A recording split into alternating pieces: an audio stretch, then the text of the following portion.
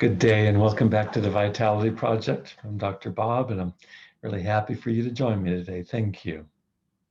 Yesterday we tried a little experiment here as we joined together. Actually, it's not a little experiment, it's a very big experiment and a very important one. Here's what it was. I had you review requirements that you bring to your most important relationship. Does that ring a bell? These requirements are absolutes that we impose on our loved ones, something like, you better do it just so or else. But we threw in just one tiny difference.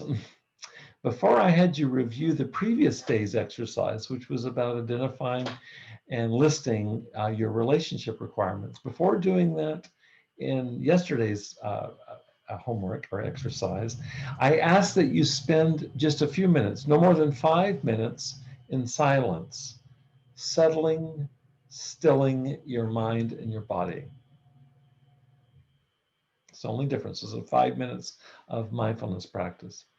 And then, and only then, did I encourage you to continue forward, which included reviewing your list of requirements, the same list you'd done the day before, reviewing those requirements one by one to see if and how you're being a bit more in resting brain as a function of the mindfulness exercise.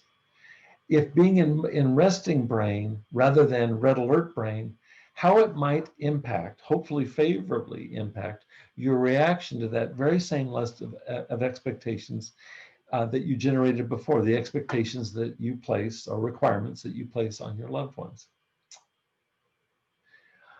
I'm going to take a leap here, and I'm going to assume that if you did the exercise, and if you've been with me as we've been practicing mindfulness of the breath as a way to move from red alert arousal to resting brain, being able to settle inside of our skin a little bit better. I'm going to assume that if you did in fact engage in the exercise, that you experienced a difference between the first pass, which was 2 days ago, and the second pass, which was yesterday, going through your list of relationship requirements. You see, here's how that works. It is only in resting brain that we can truly open ourselves to another person being what the Jewish philosopher Martin Buber called a thou. It's only in resting brain that I can see you as a thou. And that thou connotes my honoring your subjective experience, your needs, your priorities, your vulnerabilities, all of those. It's holding those as if they're sacred because you are. That's the thou. Red alert brain, on the other hand, reduces people down to things, utilities. It's what Martin Buber calls it. It reduces people from being a thou to being an it. So let me ask you a question. What do you want? Do you want I-thou connections with those whom you love?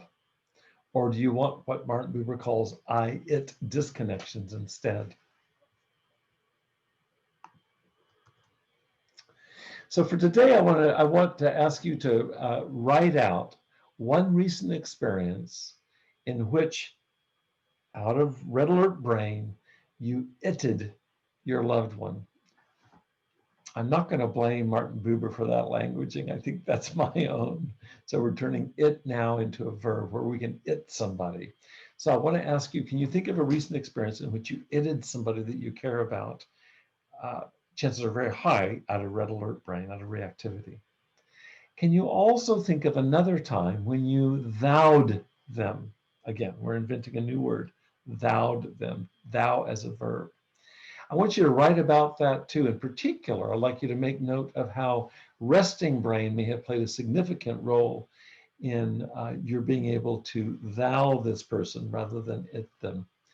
Let's see what comes up for you, okay? I want to thank you again for joining me today. Look forward to hearing back from you, how the exercise went for you. Please stay safe, be well, take good care of yourself, and I'll see you again soon.